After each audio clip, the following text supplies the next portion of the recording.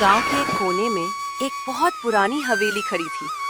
उस हवेली में एक बूढ़ी सास कमला देवी, उनके 2 बेटे, 2 बहुएं और उनके बाल बच्चे साथ में रहते थे।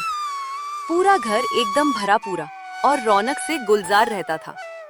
पर जब से छोटा बेटा महेंद्र इस दुनिया से गया, तब से जैसे उस घर के आंगन की सारी खुशियां और चहल पहल उसके साथ ही चली गईं। बूढ़ी सास का झुकाव हमेशा से अपने बड़े बेटे की तरफ ज्यादा रहता था। बड़ा बेटा और उसकी मेहरारू जो कुछ भी कहते, सास को हमेशा वही बात बिल्कुल पत्थर की लकीर और सही लगती थी। अम्मा, अब बात को टालने से कुछ नहीं होने वाला है। महेंद्र की बिटिया लाली अब सयानी हो गई है, बड़ी हो गई है। उसकी पढ़ाई लिखाई, उसके लत्ता कपड़ा और उसका दुनिया भर का खर्चा दिन ब दिन बढ़ता ही जा रहा है। घर का कुल खर्चा पहले से सीधे दुगना हो गया है। उधर खेतों से होने वाली कमाई भी इस साल बहुत कम हुई है और ऊपर से इन 2 लोगों का अलग से बोझ। हम आखिर कब तक इस तरह अकेले सब संभालते रहेंगे माँ? महेंद्र को मरे हुए पूरा 1 साल बीत चुका है। बिल्कुल सच कह रहे हो बेटा तुम। महेंद्र के चले जाने के बाद तो जैसे इस घर का सबसे बड़ा सहारा ही उठ गया। आखिर हम भी कितने दिनों तक किसी दूसरे का ये फालतू बोझ अपने कंधों पर उठाए फिरेंगे? हाँ अम्मा, जो बात है सो बिल्कुल साफ और सही है। अपनी हवेली के पीछे जो वो पुरानी वाली टूटी फूटी झोपड़ी खाली पड़ी है, वही जगह इन दोनों माँ बेटी के रहने के लिए एकदम सही और ठीक ठाक रहेगी। अगले दिन बिल्कुल सुबह सुबह बूढ़ी सास कमला देवी अपनी छोटी बहू सुनीता के पास पहुंचती हैं। लाली बेचारी जमीन के फर्श पर बैठी मन लगाकर अपनी पढ़ाई कर रही थी। बहू, तुमसे कुछ बहुत जरूरी बात करनी है मुझे। जी कहिए ना माँ जी, क्या बात है? बहू, अब हमें इस लाली के हाथ पीले कर देने चाहिए। इसकी शादी कर देनी चाहिए। अब इसकी उम्र भी धीरे धीरे शादी के लायक हो रही है और वैसे भी जात बिरादरी की लड़कियों के लिए इतनी पढ़ाई लिखाई बहुत काफी होती है। अपनी दादी के मुंह से ये कड़वी बात सुनते ही लाली का हंसता खेलता चेहरा एकदम सफेद पड़ गया, जैसे उसके शरीर का खून ही सूख गया हो। माँ जी, ये आप भला क्या कह रही हैं? हमारी लाली तो आगे चलकर डॉक्टर बनना चाहती है और इसके बाबूजी का भी तो यही सबसे बड़ा सपना था कि उनकी लाली पढ़ लिखकर अपने पैरों पर खड़ी हो सके। बड़े बड़े सपने देखना बहुत आसान होता है बहू, पर उन सपनों को पूरा करने के लिए जेब में गाढ़ी कमाई के पैसे भी होने चाहिए। महेंद्र तो अब इस दुनिया में रहा नहीं, तो तुम दोनों का ये तामझाम और रहने खाने का खर्च भला कौन उठाएगा? अपनी सास की ये बातें सुनकर सुनीता की आंखें आंसुओं से डबडबा गईं। उसका गला भर आया। हम कोई बोझ नहीं है माँ जी।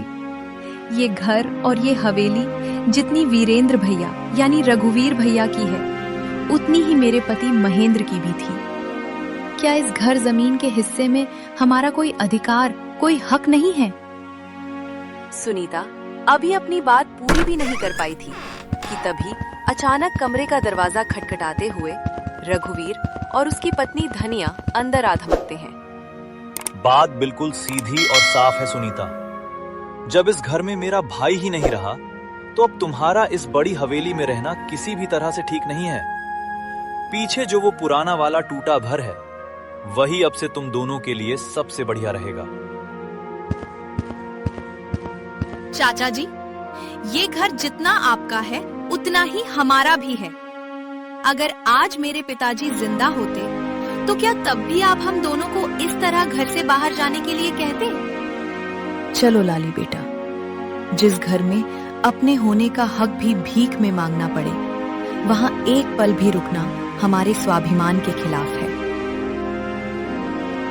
सुनीता के हाथ में कपड़ों का एक छोटा सा थैला है। लाली अपनी सारी किताबों को अपने सीने से पूरी ताकत से चिपकाए खड़ी है। दोनों भारी कदमों से हवेली के मुख्य दरवाजे की तरफ बढ़ने लगती है। मुख्य दरवाजे पर पहुंचकर लाली एक बार पीछे मुड़ती है और रोती आंखों से उस पूरी हवेली को निहारती है। यही तो वो आंगन है जहाँ मेरा पूरा बचपन बीता है। इसी जगह पर बैठकर पापा मुझे रोज प्यार से पढ़ाते थे। यहीं पर उन्होंने मुझसे वादा किया था कि मैं पढ़ लिख कर बहुत आगे जाऊंगी। माँ, क्या हम सच में अपना ये सब कुछ छोड़कर हमेशा के लिए जा रहे हैं? बेटी, कोई भी घर सिर्फ ईंट और पत्थरों की दीवारों से नहीं बनता। घर तो असल में वो होता है जहां अपने लोग सुख दुख में साथ खड़े हों। अगर अपने ही लोग दिल से दूर हो जाएं, तो उस हवेली में रुकना सिर्फ पुरानी यादों को और खुद को दर्द देना है। बड़ी हवेली से थोड़ी ही दूर पर पीछे की तरफ एक बहुत तीखी दीवारें जगह जगह से ढह रही थी और कोने में एक टूटी हुई खटिया पड़ी थी। माँ, क्या अब से हम दोनों इसी टूटी झोपड़ी के अंदर रहेंगे? ये जगह तो हमारी उस हवेली से बिल्कुल अलग और डरावनी है। हाँ लाली, कभी कभी भगवान इंसान के हाथ इसीलिए खाली कर देता है ताकि इंसान अपनी खुद की मेहनत और लगन से अपनी पूरी दुनिया को दोबारा भर सके। ये घर भले ही बहुत छोटा है बेटा, पर इसमें रहने के लिए हमें किसी का एहसान नहीं सहना पड़ेगा। माँ, मैं अपनी पढ़ाई लिखाई किसी भी कीमत पर नहीं छोड़ूंगी, चाहे हमारे हालात आगे चलकर कितने भी खराब क्यों ना हो जाए। मैं पापा का देखा हुआ वो सपना हर हाल में पूरा करके रहूंगी और मैं तेरी इस लड़ाई में हमेशा तेरे साथ ढाल बनकर खड़ी रहूंगी बेटा। आज के बाद से हमारा सबसे बड़ा सहारा हम खुद हैं। कोई हमें इस मिट्टी के घर से तो निकाल सकता है, पर हमारे मन के बड़े सपनों को हमसे कोई नहीं छीन सकता। झोपड़ी के अंदर बहुत ही हल्का सा अंधेरा पसरा हुआ है। एक छोटे से कोने में तेल की एक ढिबरी टिमटिमा रही है। झोपड़ी का चूल्हा आज पूरी तरह से ठंडा पड़ा है क्योंकि घर में दाना नहीं था। लाली एक कोने में घुटनों सिर रखकर बैठी है। कुछ देर तक पूरी तरह चुप रहने के बाद वो बहुत ही धीमे से अपनी माँ से सवाल करती है। माँ, अगर आज हमारे प्यारे पापा हमारे साथ जिंदा होते तो हमें इस तरह भूखे पेट कभी नहीं सोना पड़ता ना? हाँ बेटा, शायद ऐसा कभी नहीं होता, लेकिन तेरे पापा ने हमें मुश्किलों के आगे कभी कमजोर होना या घुटने टेकना नहीं सिखाया था। आज का दिन भले ही हम भूखे पेट सोकर काट लेंगे, लेकिन देखना, कल से हमारे ये बुरे हालात बदलने शुरू हो जाएंगे। ये मेरी तरफ से तुझसे पक्का वादा है। अगली सुबह के दिन सुबह सुबह सुनीता अपने हाथ में एक पुरानी झाड़ू लिए झोपड़ी के बाहर का आंगन साफ कर रही है। तभी दूर से गांव की 3 औरतें उनकी तरफ आती हुई दिखाई देती हैं। जैसे ही उन औरतों की नजर झाड़ू लगाती सुनीता पर पड़ती है, वे हैरान होकर अपने कदम वहीं रोक लेती हैं। अरे सुनीता, तू सुबह सुबह इस टूटी फूटी झोपड़ी के बाहर क्या कर रही है बहू? अब हम दोनों माँ बेटी यहीं इसी झोपड़ी में रह रहे हैं काकी। पर आखिर ऐसी क्या बात हो गई सुनीता? कल तक तो तू उस इतनी बड़ी हवेली की नामी गिरामी बहू थी। पूरे गांव के चौक चौराहों पर तरह तरह की बातें उड़ रही हैं। हमने सोचा कि क्यों ना खुद चलकर तुझसे ही असली बात पूछ लें। बस आप इतना ही समझ लीजिए दीदी कि अब हमें उस परिवार से अलग होकर अपनी जिंदगी जीनी है। घर चाहे राजा का महल हो या गरीब की झोपड़ी, इंसान को जीना तो आखिरी में अपने ही दम पर पड़ता है। सच कहूं तो तेरी वो खूसट सास हमेशा से अपने बड़े बेटे और बड़ी बहू की तरफ ही झुकी रही। जब तक महेंद्र जिंदा था तब तक तो सब कुछ ठीक ठाक चलता रहा, पर उसके जाते ही उस हवेली का तो रंग ढंग ही पूरी तरह बदल गया। मुझे भी धीरे धीरे सब कुछ समझ में आने लगा था काकी, पर मैंने हमेशा यही सोचकर अपने होंठ सिए रखे, कभी कुछ नहीं कहा कि ये मेरा अपना परिवार है।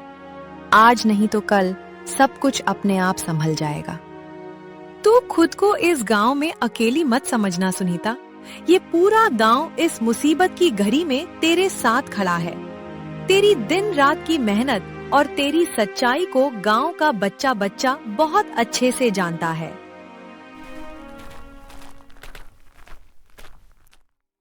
गांव के एक बड़े से आम के पेड़ की हल्की हल्की ठंडी छाया के नीचे लाली और उसकी सबसे पक्की दोस्त चंदा एक साथ बैठी हुई थी।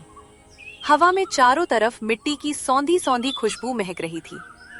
लाली, तुझे अच्छे से याद है ना, तू हमेशा कहती थी कि तू बड़ी होकर डॉक्टर बनेगी और अपने इस पूरे गांव के गरीब लोगों का मुफ्त में इलाज करेगी, ताकि किसी भी गरीब को पैसों की कमी के कारण तड़प तड़प कर मरना ना पड़े। हाँ चंदा, मुझे बहुत अच्छे से याद है। और तू भी तो हमेशा कहती थी कि मैं बड़ी होकर एक ऐसी सरकारी टीचर बनूंगी जो बच्चों को कभी डांटेगी नहीं, बल्कि प्यार से समझाकर पढ़ाएगी। तो फिर मुझे एक बात बता लाली, तेरे वो सारे बड़े सपने अब भी तेरे दिल में जिंदा हैं, या तूने इस झोपड़ी के डर से उन्हें कहीं छुपा दिया है? सपने तो आज भी मेरे दिल के किसी कोने में वैसे ही जिंदा है चंदा, लेकिन कभी कभी मुझे ऐसा लगता है कि ये जिंदगी हमसे बिना कुछ पूछे ही हमारे सब्र का बहुत बड़ा इम्तिहान लेने लगती है।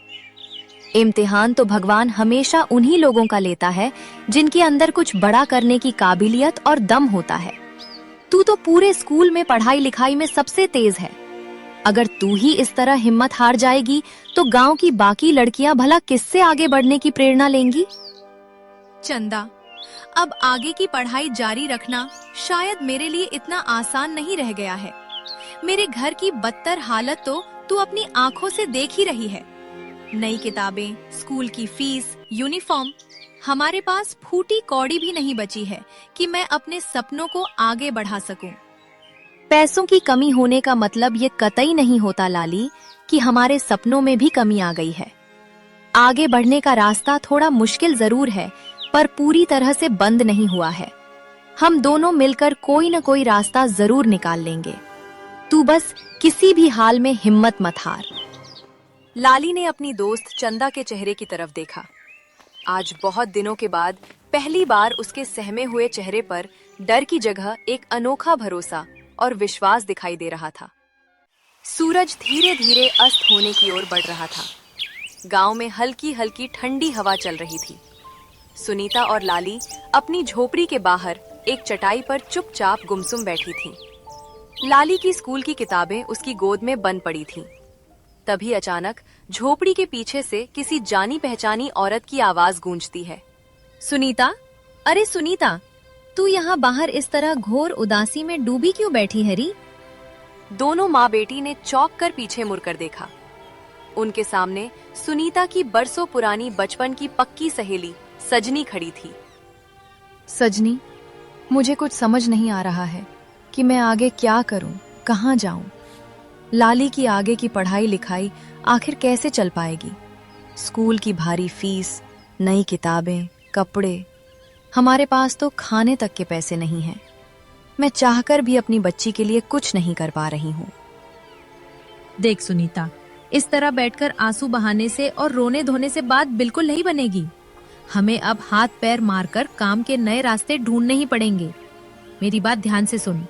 अपने गांव में जो वो नया सरकारी सिलाई केंद्र खुला है ना, वहाँ गांव की औरतों को सिलाई का काम सिखाया जा रहा है और काम भी मिल रहा है। तू तो पहले से ही कपड़े सीना बहुत अच्छे से जानती है, तू तुरंत वहाँ जुड़ जा। ठीक कह रही है सजनी तू। मैं कल ही वहाँ जाऊंगी और पूरी कोशिश करूंगी। अगर मेरी दिन रात की मेहनत से मेरी लाली की पढ़ाई दोबारा शुरू हो सकती है तो मैं दुनिया का कोई भी छोटा बड़ा काम करने को तैयार हूँ। माँ, आपने हमेशा से मेरे लिए अपनी जान की बाजी लगाई है, सब कुछ किया है। अगर आप मेरी पढ़ाई के लिए फिर से सिलाई का काम शुरू करेंगी तो मैं भी स्कूल से आने के बाद आपके काम में पूरी मदद करूंगी। अगले ही दिन सुबह से सुनीता अपनी सहेली सजनी के साथ सिलाई केंद्र जाने लगी। सुबह सुबह घर का सारा झाड़ू बर्तन और खाना पकाने का काम निपटाकर वह तुरंत काम पर निकल जाती थी। लाली बेटा, मैं सजनी के साथ सिलाई केंद्र के लिए निकल रही हूँ। तुम बिल्कुल समय से अपने स्कूल चली जाना और अपनी पढ़ाई पर पूरा ध्यान देना। आप मेरी तरफ से रत्ती भर भी चिंता मत करो माँ। मैं घर का सब काम अच्छे से संभाल लूंगी और शाम को स्कूल से लौटकर आपके सिलाई के काम में भी हाथ बटाऊंगी। दोपहर का समय था। सुनीता अपनी झोपड़ी के छोटे से आंगन में बैठी कुछ पुराने कपड़ों की सिलाई का काम बड़ी लगन से कर रही थी। तभी बड़ी हवेली की तरफ से सज धज कर रघुवीर की पत्नी धनिया उधर आती हुई दिखाई देती है। उसके चेहरे पर हमेशा की तरह दूसरों को नीचा दिखाने वाली एक कुटिल मुस्कान तैर रही थी।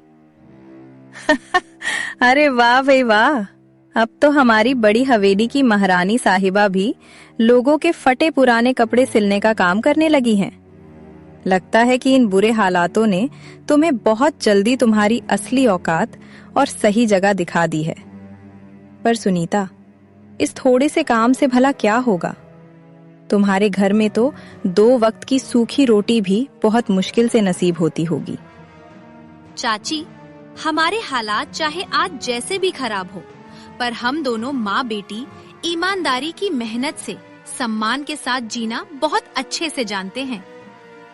इतनी कड़ी धूप में मर मर कर मेहनत करने से तो कहीं ज्यादा अच्छा है कि तुम दोनों एक काम करो। सुनीता, तुम कल से ही मेरे घर आ जाया करो। घर का झाड़ू पोछा और जूठे बर्तन साफ कर दिया करना। मैं तुम्हें इस काम के बहुत अच्छे पैसे दे दूंगी। बहुत बहुत धन्यवाद धनिया दीदी आपका, पर हमें अपनी गुजर बसर करने के लिए किसी दूसरे के घर पर नौकरानी बनकर काम करने की कोई जरूरत नहीं है। हम जो कुछ भी करेंगे अपनी खुद की मेहनत के दम पर करेंगे।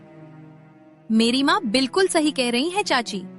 अपनी खुद की मेहनत करके खाने में कोई शर्म नहीं होती, लेकिन किसी लाचार और मजबूर इंसान की गरीबी का इस तरह सरेआम मजाक उड़ाना बहुत ही घटिया बात होती है। अरे वारी छोकरी, अभी से तेरी इतनी बड़ी जुबान चलने लगी है। एक बात कान खोलकर अच्छे से याद रख लेना तुम दोनों। तुम्हारी ये पढ़ाई लिखाई और ये बड़े बड़े नाटक ज्यादा दिनों तक नहीं चलने वाले। जिस दिन पेट भरने के लाले पड़ेंगे ना, उस दिन तुम्हारी ये सारी किताबें अपने आप बंद होकर कोने में धूल फाकेंगी। जेठनी की एक कड़वी और बद्दुआ जैसी बात सुनकर सुनीता का चेहरा थोड़ी देर के लिए उदास और मायूस हो गया, लेकिन उसने तुरंत अपने मन को संभाला और पलटकर जवाब दिया। मेरी बेटी की पढ़ाई लिखाई इस दुनिया में कभी नहीं रुकेगी दीदी, चाहे इसके लिए मुझे दिन रात एक करके पत्थरों को ही क्यों न तोड़ना पड़े। अच्छा, हम भी तो देखें कि तुम्हारा ये झूठा हौसला और घमंड आखिर कितने दिनों तक टिक पाता है। इतना कहकर धनिया गुस्से में बड़बड़ाती हुई हवेली की तरफ वापस लौट गई। माँ, ये चाची हमेशा हमारे इस छोटे से घर पर हमें नीचा दिखाने और हमारा दिल दुखाने क्यों आ जाती हैं? बेटा, जो लोग दूसरों को हमेशा मुसीबत और दुख में देखकर अंदर ही अंदर खुश होते हैं, वो अपनी जिंदगी में कभी भी सच में खुश नहीं रह पाते। हमें ऐसे लोगों की बातों पर ध्यान न देकर बस अपने सही रास्ते पर लगातार चलते रहना है।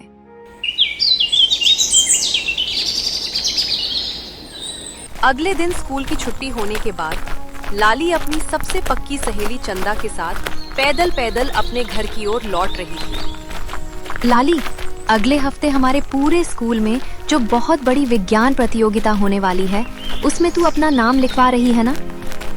मुझे नहीं पता चंदा, मैंने अभी तक इस बारे में कुछ भी तय नहीं किया है। भला क्यों लाली? तू तो हमेशा स्कूल की हर एक प्रतियोगिता में सबसे पहले भाग लेती आई है और पढ़ाई में भी हमेशा अव्वल रहती है। बस इन दिनों झोपड़ी के हालात देखकर और माँ की मदद करने के चक्कर में घर पर काम का बोझ थोड़ा ज्यादा बढ़ गया है। इसीलिए मैं सोच रही हूँ कि पढ़ाई और काम दोनों एक साथ संभाल पाऊंगी भी या नहीं। अरे तू बहुत आराम से सब कुछ संभाल लेगी लाली। तू इतनी मेहनती है और फिर तेरी मदद करने के लिए मैं भी तो हमेशा तेरे साथ खड़ी हूँ ना। सच में चंदा, अगर इस मुश्किल घड़ी में तू मेरे साथ ना होती ना, तो मेरे लिए रोज स्कूल आना भी बहुत भारी और मुश्किल लगने लगता। दोनों सहेलियां एक दूसरे को देखकर जोर से हंसने लगती हैं और आगे बढ़ने लगती हैं। कुछ दूर पैदल चलने के बाद लाली की नजर अपनी उसी टूटी फूटी झोपड़ी की तरफ पड़ती है। चल ठीक है चंदा, अब मुझे यहीं से अपने रास्ते मुड़ना होगा। ठीक है लाली, कल सुबह स्कूल में मिलते हैं। और हाँ, उस प्रतियोगिता के बारे में एक बार ठंडे दिमाग से सोचना जरूर। ठीक है बाबा, मैं पक्का सोचूंगी इस बारे में। दोनों सहेलियां एक दूसरे को बाय बाय कहकर अपने अपने घर के रास्ते पर चल पड़ती हैं। लाली चंदा से अलग होकर धीरे धीरे अपनी उसी सुनसान झोपड़ी की तरफ बढ़ने लगती है। झोपड़ी के अंदर कदम रखते ही चारों तरफ एक गहरा सन्नाटा पसरा हुआ था। लाली ने अपने स्कूल का बैग एक तरफ जमीन पर रखा और तभी अचानक उसकी नजर मिट्टी की दीवार पर टंगी अपने स्वर्गीय पिता की एक पुरानी धुंधली तस्वीर पर जा पड़ी। तस्वीर को देखते ही उसके सब्र का बांध टूट गया और उसकी आंखों से आंसुओं की धारा बह निकली। पिताजी, आप हम दोनों को इस दुनिया में अकेला छोड़कर इतनी जल्दी क्यों चले गए? अगर आज आप हमारे साथ होते तो हमें जिंदगी में ये बुरे दिन कभी नहीं देखने पड़ते। माँ मेरे लिए दिन रात पागलों की तरह मेहनत कर रही हैं, ताकि मेरी पढ़ाई कभी ना रुके। आप देखना पापा, मैं एक दिन पढ़ लिख कर बहुत बड़ी डॉक्टर बनूंगी, ताकि मेरी माँ को फिर कभी जिंदगी में किसी दूसरे के सामने अपना सिर झुकाना ना पड़े। इतना सब कुछ कहकर लाली रोते रोते चुपचाप वही पिता की तस्वीर के सामने घुटनों के बल बैठ गई। उधर दूसरी तरफ बड़ी हवेली के आलीशान कमरे में बैठी धनिया, रघुवीर और बूढ़ी सास कमला देवी आपस में बैठकर चाय पी रहे थे। अम्मा जी, आपको कुछ पता भी है कि आपकी वो लाडली और स्वाभिमानी बहू सुनीता आजकल क्या गुल खिला रही है? वो अब गांव के गली कूचों और घर घर जाकर लोगों के फटे पुराने कपड़े सिलने का काम मांगती फिर रही है। बहुत अच्छा हुआ।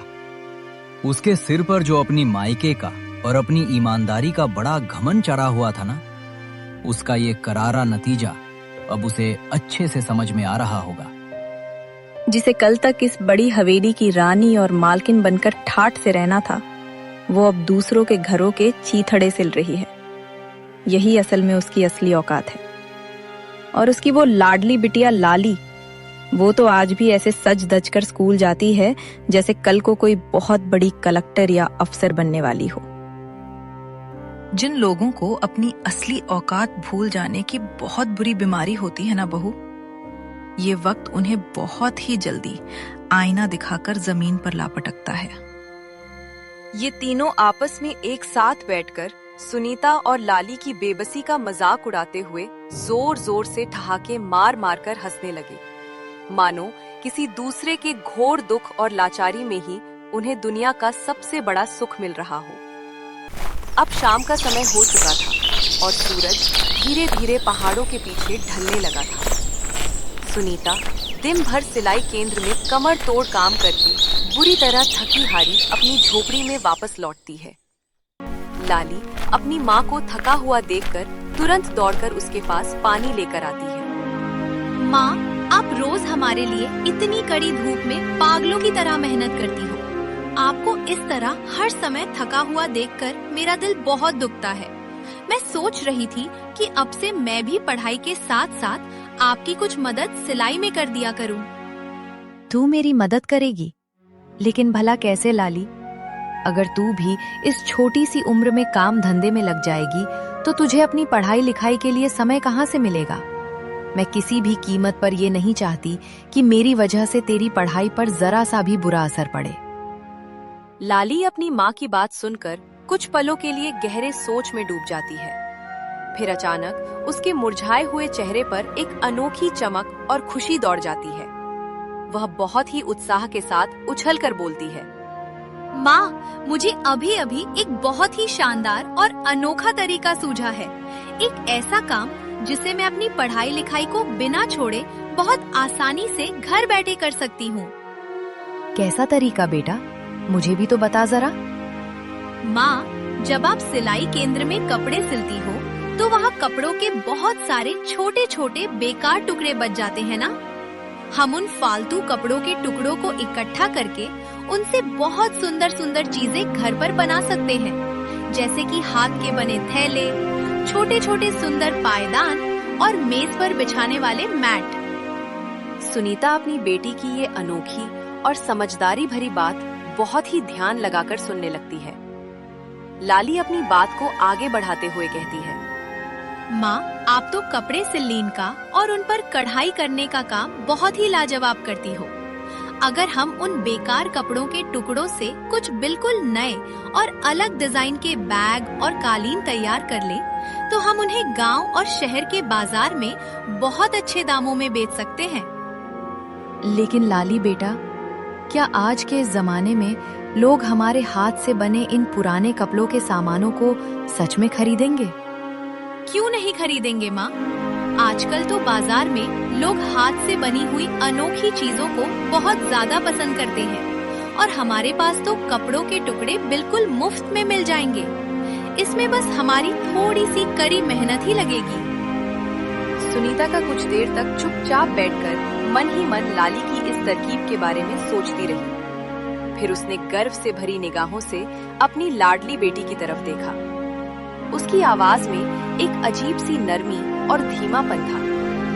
तू तो सचमुच बहुत समझदार और सयानी हो गई है मेरी लाली। लाली अपनी माँ की बात सुनकर मुस्कुरा दी और बड़ी बड़ी उम्मीदें लिए अपनी माँ की आंखों में देखने लगी। ठीक है बेटा, जब तू कह रही है तो हम दोनों मिलकर एक बार ये काम करने की कोशिश जरूर करेंगे। अगले दिन बिल्कुल सुबह से ही उस छोटी सी झोपड़ी के अंदर एक अलग ही तरह की हलचल और रौनक मची हुई थी। अरे लाली, मुझे तो ऐसा लग रहा है कि आज तू अपने इस नए काम के चक्कर में पूरी झोपड़ी का एक एक सामान ही बाहर निकाल कर रख देगी क्या? माँ, हमें जितने ज्यादा और रंग बिरंगे कपड़ों के टुकड़े मिलेंगे, हमारे लिए उतना ही अच्छा होगा। हम उतनी ही ज्यादा और खूबसूरत चीजें बाजार के लिए बना पाएंगे। लाली, इन चमकीले और रंगीन कपड़ों से तो बहुत ही सुंदर और फैशनेबल थैले बन सकते हैं और इन मोटे सूती कपड़ों से छोटे छोटे पायदान। हाँ माँ, आप बिल्कुल सही कह रही हो। और ये जो बचे हुए बाकी कपड़े हैं, ये टेबल मैट बनाने के लिए बिल्कुल सही रहेंगे। दोनों माँ बेटी पूरी लगन के साथ अपने काम में जुट गईं। तभी अचानक झोपड़ी के मुख्य दरवाजे के बाहर से किसी के जोर से आवाज लगाने की आवाज सुनाई देती है। लाली, ओ लाली, क्या तू घर पर है री? लाली ने झटके से पीछे मुड़कर देखा। दरवाजे पर उसकी सहेली चंदा किताबों का थैला टांगे हैरान खड़ी थी। अरे, तुम दोनों माँ बेटी सुबह सुबह झोपड़ी में कपड़ों का ये इतना बड़ा पहाड़ लगाकर आखिर क्या नया गुल खिला रही हो? चंदा, हम इन बेकार और बचे हुए कपड़ों के टुकड़ों से बहुत ही सुंदर सुंदर बैग, पायदान और टेबल मैट बना रहे हैं। जब ये सब बनकर तैयार हो जाएंगे, तब हम इन्हें बाजार में ले जाकर बेचेंगे। वाह लाली वाह, ये तो बहुत ही लाजवाब और धांसू विचार है। तो फिर इस नेक काम में मैं भला पीछे क्यों रहूं? आज से और इसी वक्त से मैं भी तुम्हारी इस छोटी सी टीम में शामिल होती हूँ। क्या सच में चंदा, तू भी हमारी मदद करेगी? हाँ बिल्कुल। चल फिर जल्दी से ये कपड़े मेरे हाथ में पकड़वा। मुझे बता कि इन्हें किस तरह छोटे छोटे टुकड़ों में काटना है। अब तीनों मिलकर पूरी ताकत से काम में जुट गईं। झोपड़ी के शांत माहौल में सिलाई मशीन की चर चर की आवाज किसी मीठे संगीत की तरह गूंजने लगी थी। अगले दिन झोपड़ी के फर्श पर लाली, सुनीता और चंदा के सामने सुंदर सुंदर चमचमाते हुए थैले और रंग बिरंगे पायदान सजे हुए रखे थे। लाली ने उनमें से एक बहुत ही खूबसूरत बैग अपने हाथ में उठाया और उसे घुमा घुमा कर देखने लगी। माँ, जरा देखो तो सही, ये वाला बैग कितना ज्यादा खूबसूरत और मजबूत बन गया है ना? हाँ बेटा, जब कोई चीज पूरी लगन और सच्ची मेहनत से बनाई जाती है तो वो अपने आप ही बहुत अच्छी और सुंदर बन जाती है। मुझे तो पूरा पक्का यकीन है लाली कि जब हम इन सामानों को बाजार लेकर जाएंगे तो लोग इन्हें हाथों हाथ खरीद लेंगे।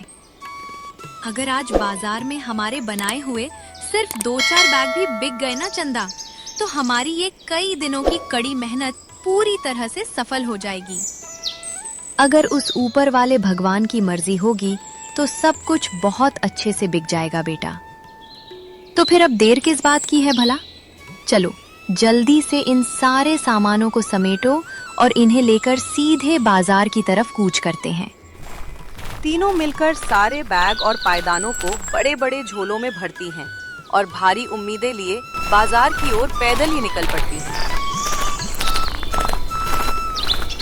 गांव के उस बड़े और व्यस्त बाजार के एक छोटे से कोने में लाली, सुनीता और चंदा अपनी छोटी सी दुकान सजाकर खड़ी थी। लाली के मन में थोड़ा सा डर था। वह घबराई हुई नजरों से इधर उधर आते जाते लोगों को देख रही थी। माँ, बाजार में भीड़ तो बहुत है, पर पता नहीं हमारे इन कपड़ों के सामानों को कोई खरीदेगा भी या नहीं। मुझे बहुत डर लग रहा है। घबराओ मत मेरी लाली, अपनी सच्ची मेहनत का फल देर से ही सही पर भगवान जरूर देता है। तुम बस धीरज रखो। हाँ लाली, ये बाजार है, यहाँ पहले ही दिन आते ही सारा सामान बिक जाए ऐसा कोई जरूरी नहीं होता।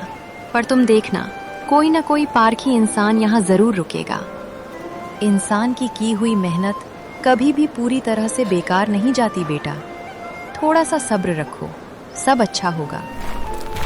ठीक उसी समय बाजार के उसी रास्ते से रघुवीर और उसकी पत्नी धनिया अकड़कर चलते हुए वहां से गुजर रहे थे। तभी अचानक रघुवीर की तेज नजरें कोने में दुकान लगाए खड़ी लाली पर जा पड़ती हैं। वह चौंक कर अपने कदम वहीं रोक लेता है और ध्यान से देखने लगता है। अरे धनिया, जरा अपनी इन आंखों से सामने की तरफ देखो तो सही, वहाँ कौन खड़ा है? धनिया ने जब गर्दन घुमाकर सामने देखा तो उसके बदसूरत चेहरे पर हमेशा की तरह एक घिनौनी और व्यंग्य भरी मुस्कान आ गई। वह मटकती हुई उनके बिल्कुल पास आ पहुंची। अरे वाह भाई वाह, हमारी बड़ी हवेली की सो कॉल्ड राजकुमारी साहिबा तो आज इस भरे बाजार में अपनी दुकान सजाकर फुटपाथ पर खड़ी है। भला ये सब क्या बकवास है? पुराने और फटे चितरे कपड़ों के बने हुए घटिया थैले और ये पायदान। तुम तीनों माँ बेटी को सच में ऐसा लगता है क्या कि इस बाजार में कोई समझदार इंसान तुम्हारा ये कबाड़ खरीदेगा? लोग इस बड़े बाजार में अपनी गाढ़ी कमाई से अच्छी और नई चीजें खरीदने के लिए आते हैं सुनीता। तुम्हारे इन फटे पुराने और रद्दी कपड़ों से बने सामानों को कोई मुफ्त में भी नहीं छुएगा। चाची, ये कोई फटे पुराने कपड़ों का कबाड़ सामान नहीं है। हमने इन चीजों को रात रात भर जाग कर अपनी मेहनत और लगन से तैयार किया है। मेहनत? अरे ओ लड़की, सिर्फ मेहनत करने से कोई भी रद्दी चीज रातों रात सोने की नहीं बन जाती। सच कहूँ तो तुम्हारा ये बकवास सामान यहाँ कोई मुफ्त में भी नहीं लेने वाला। तुम तीनों पूरा दिन इसी तरह धूप में खड़ी खड़ी मक्खियाँ मारती रहोगी और शाम को रोते हुए अपना ये कबाड़ वापस अपनी झोपड़ी में समेट कर ले जाओगी।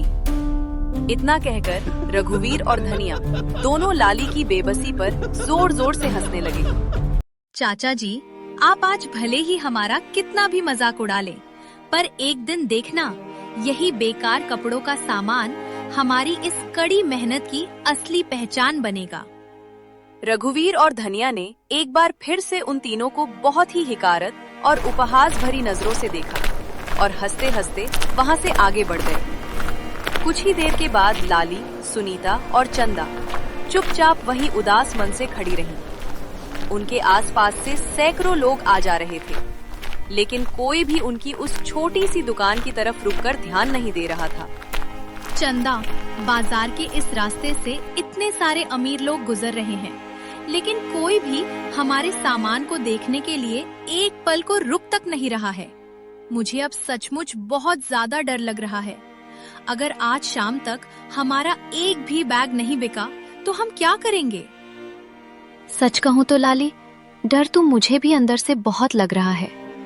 लेकिन अगर हम आज पहले ही दिन इस तरह डर कर अपनी कोशिश करना ही छोड़ देंगे तो हमें जिंदगी में कभी ये पता ही नहीं चल पाएगा कि हमारे अंदर कितनी काबिलियत है। मुझे अपनी मेहनत पर पूरा भरोसा है, कोई न कोई जरूर आएगा। इंसान की ईमानदारी से की गई मेहनत कभी भी पूरी तरह से निष्फल या बेकार नहीं जाती बेटा। तुम दोनों बस थोड़ा सा धीरज और रखो। ठीक उसी समय बाजार के उस रास्ते से एक बहुत ही संभ्रांत, अच्छे और अमीर घर की महिला वहां से गुजर रही थी। तभी अचानक चलते चलते उसकी पारखी नजरें लाली के हाथों से बनाए गए उन अनोखे बैगों पर जा टिकी। और वह महिला वहीं ठिठक कर रुक गई। वह महिला नीचे झुकती है और लाली की दुकान से एक सुंदर सा बैग अपने हाथों में उठाकर बहुत ही ध्यान से उसे देखने लगती है। अरे वाह, ये बैग सचमुच बहुत ही ज्यादा खूबसूरत है। मुझे एक बात बताओ, इसे तुम में से किसने बनाया है? जी मेम साहब, इसे हम दोनों माँ बेटी ने मिलकर अपने हाथों से घर पर ही बनाया है। सच बताऊं तो इस पूरे बड़े बाजार की बड़ी बड़ी दुकानों में हर जगह बस एक ही जैसे मशीन के बने प्लास्टिक के बैग मिलते हैं, लेकिन तुम्हारा ये बैग उन सब से बिल्कुल अलग और अनोखा है। इतने साधारण और बेकार कपड़ों के टुकड़ों से इतना ज्यादा सुंदर, कलात्मक और मजबूत बैग बना देना ये किसी आम इंसान का काम नहीं है। इसके पीछे बहुत बड़ी कला है।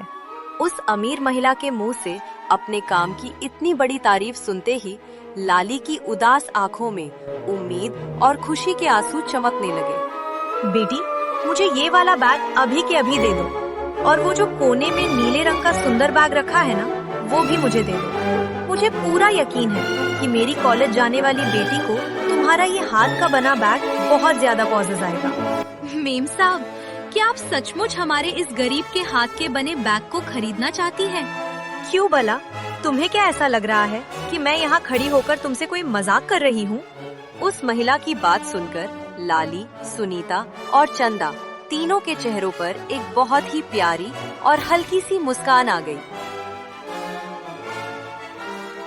लाली ने बिना एक पल की भी देरी किए बहुत ही सलीके से दोनों बैग उस अमीर महिला के हाथों में सौंप दिए।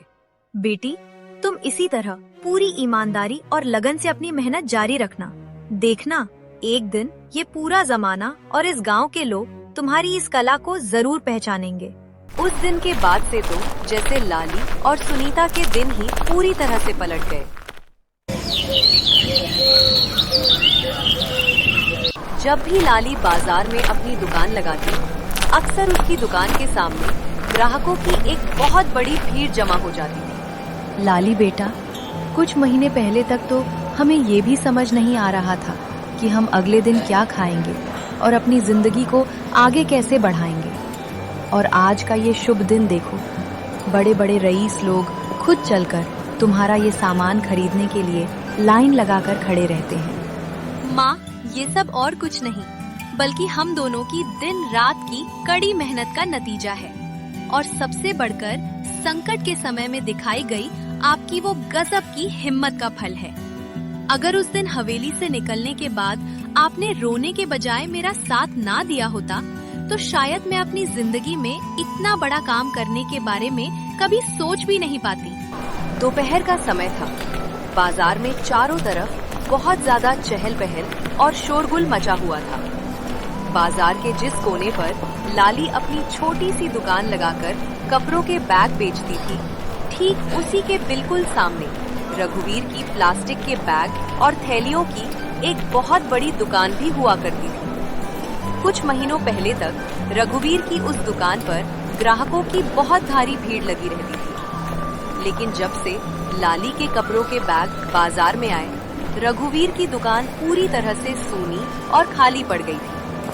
रघुवीर की दुकान पर काम करने वाला नौकर रमेश ये सब अपनी आंखों से देख रहा था कि कैसे ग्राहक उसकी दुकान छोड़कर लाली के पास जा रहे हैं। अरे चलो चलो, जल्दी करो, पहले लाली की दुकान पर चलते हैं, वरना उसके हाथ के बने सुंदर कपड़ों के बैग जल्दी खत्म हो जाएंगे।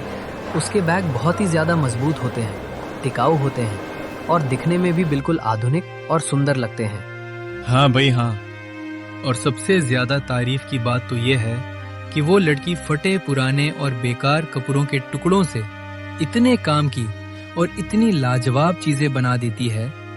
ये रघुवीर की दुकान के जहरीले और गंदे प्लास्टिक के थैलों से तो लाख गुना अच्छे और सस्ते हैं।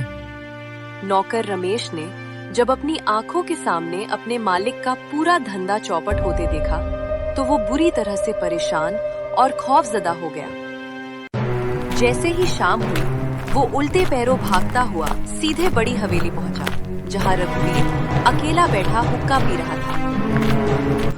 मालिक, ओ मालिक, मुझे आपसे अभी के अभी एक बहुत ही जरूरी और गंभीर बात करनी है। भला क्या बात है रमेश? तू इस तरह भूत देखने की तरह पागलों की तरह क्यों हाँफ रहा है और घबरा क्यों रहा है? साफ साफ बता क्या हुआ? मालिक, पिछले कुछ हफ्तों से अपनी बाजार वाली दुकान पर ग्राहकों का आना बिल्कुल बंद हो गया है। बहुत कम लोग आ रहे हैं। हमारे जितने भी पुराने और पक्के ग्राहक थे, वे सब के सब अब हमारे सामने दुकान लगाने वाली उस छोटी लड़की लाली के पास जा रहे हैं और उसी से सारे बैग खरीद रहे हैं। क्या कहा तूने? दोबारा बोलना जरा।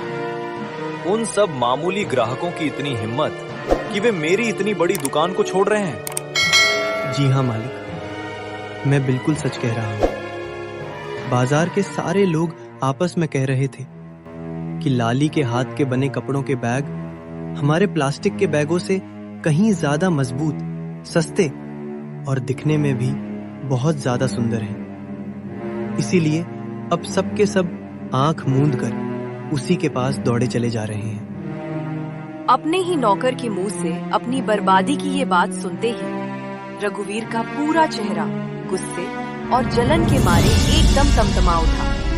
उसकी आंखें बिल्कुल खून की तरह लाल हो गई। वो गुस्से में अपनी जगह से झटके से उठ खड़ा हुआ। उस मामूली और अनाथ जैसी लड़की लाली की इतनी बड़ी हिम्मत बढ़ गई? जिस लड़की को मैंने खुद लात मारकर अपनी इस हवेली से बाहर का रास्ता दिखा दिया था, आज वही कल की छोकरी मेरे ही ठीक सामने फुटपाथ पर दुकान सजाकर बैठ गई है और मेरा ही इतना बड़ा व्यापारिक नुकसान कर रही है। नौकर रमेश बेचारा सहमा हुआ चुपचाप एक कोने में खड़ा रहा। रघुवीर की जलती हुई आंखों में अब लाली के प्रति घोर गुस्सा, नफरत और जलन साफ साफ दिखाई दे रही थी। अब जाकर मेरे इस भेजे में बात आई है कि उस दिन बाजार में उस लाली की दुकान के सामने इतनी भारी भीड़ क्यों लगी हुई थी।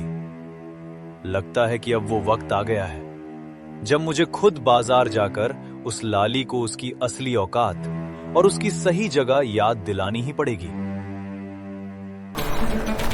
अगले दिन हमेशा की तरह बाजार में बहुत भारी भीड़ उमड़ी हुई। लाली की दुकान के सामने बहुत सारे ग्राहक खड़े होकर बड़े चाव से बैग और पायदान देख रहे थे और खरीद रहे थे। तभी अचानक हम यहाँ कोई चोरी चकारी या कोई गलत काम नहीं कर रहे हैं।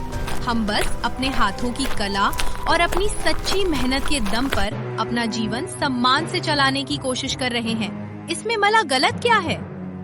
सुनीता, अपनी इस बदतमीज और तेज जबान वाली बेटी लाली को अभी की अभी अच्छे से समझा ले, वरना बहुत बुरा होगा। इसे कह दे कि ये अपनी औकात से ज्यादा ऊंचा उड़ने की कोशिश बिल्कुल न करे।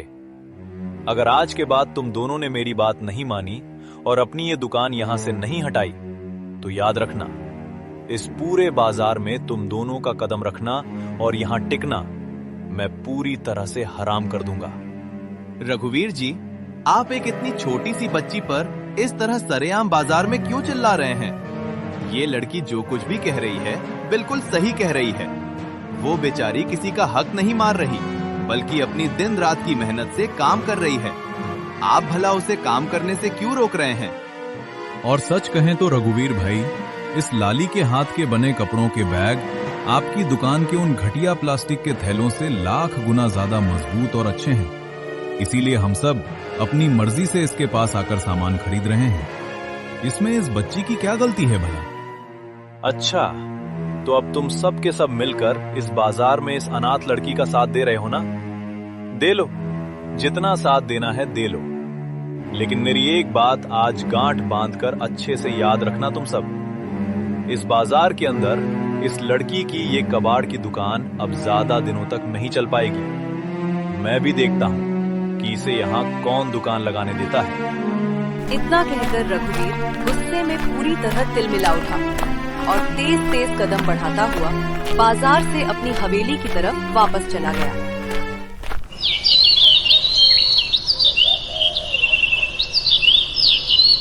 एक सुहानी शाम को बड़ी हवेली के अंदर एक अजीब सा सन्नाटा और उदासी पसरी हुई थी। रघुवीर आज फिर से बाजार की अपनी दुकान बहुत जल्दी बंद करके मुंह लटकाए हवेली लौट आया था। बूढ़ी सास कमला देवी अपने बड़े बेटे का उतरा हुआ चेहरा देखकर बड़ी चिंता से पूछती हैं। क्या हुआ रघुवीर बेटा? आज फिर तुम बाजार की अपनी दुकान इतनी जल्दी बंद करके घर वापस लौट आए? क्या आज भी पूरे दिन दुकान पर कोई एक भी ग्राहक सामान खरीदने नहीं आया क्या? अब हमारी दुकान पर भला कोई ग्राहक आए भी तो क्यों आए अम्मा जी? बाजार के जितने भी लोग हैं वे सब के सब अब प्लास्टिक के जहरीले बैगों को पूरी तरह से छोड़कर लाली के हाथ के बने उन कपड़ों के थैलों को ही धड़ाधड़ खरीद रहे हैं। हमारा तो पूरा धंधा ही चौपट हो गया है। शायद ये सब हमारी ही की हुई उस बहुत बड़ी गलती और पाप का करारा नतीजा है जो आज हमें भुगतना पड़ रहा है रघुवीर। अब इस बीते हुए समय में इन पुरानी और फालतू बातों को याद करने से भला क्या फायदा होने वाला है माँ जी? जो होना था सो तो कब का हो चुका। फायदा तो अब कुछ नहीं होने वाला है बहू, लेकिन जिंदगी की सबसे कड़वी सच्चाई तो यही है ना, अपने धन दौलत और इस बड़ी हवेली के झूठे घमंड में अंधे होकर हमने उस दिन एक बहुत ही लाचार, बेबस और मेहनती लड़की के साथ और अपनी छोटी बहू सुनीता के साथ बहुत बड़ा अन्याय किया था, बहुत गलत किया था। आज उसी पाप का फल हमें भुगतना पड़ रहा है। उधर दूसरी तरफ उसी भरे बाजार में लाली की दुकान के सामने ग्राहकों की एक बहुत बड़ी और अनियंत्रित भीड़ लगी हुई थी। लाली बेटा, आज तो बिल्कुल कमाल ही हो गया। सुबह से ही दुकान पर इतनी भारी भीड़ उमड़ी हुई है कि मुझे तो ऐसा लग रहा है कि हमारे बनाए हुए सारे के सारे बैग आज बहुत जल्दी ही खत्म हो जाएंगे। माँ, आप इस बात की रत्ती भर भी चिंता मत कीजिए। अगर ये बैग खत्म भी हो गए तो हमारी झोपड़ी के अंदर और भी बहुत सारे नए बैग बनकर तैयार रखे हुए हैं।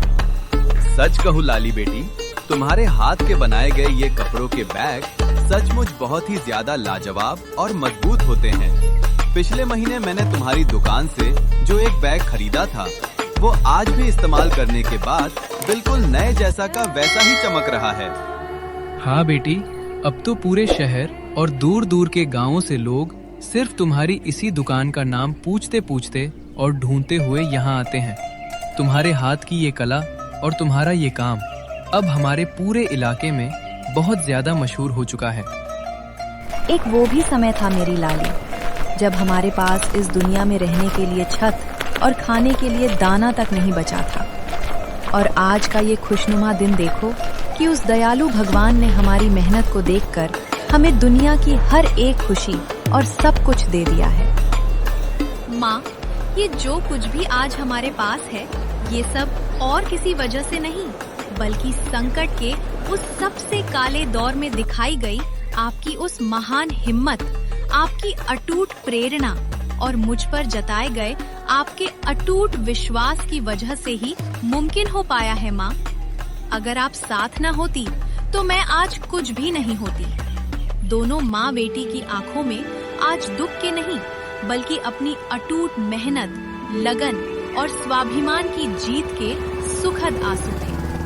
इस तरह लाली ने साबित कर दिया कि परिस्थितियां चाहे कितनी भी विपरीत क्यों न हो, अगर इंसान के पास सच्ची मेहनत का हुनर और अपनों का साथ हो तो वह मिट्टी को भी सोना बना सकता है।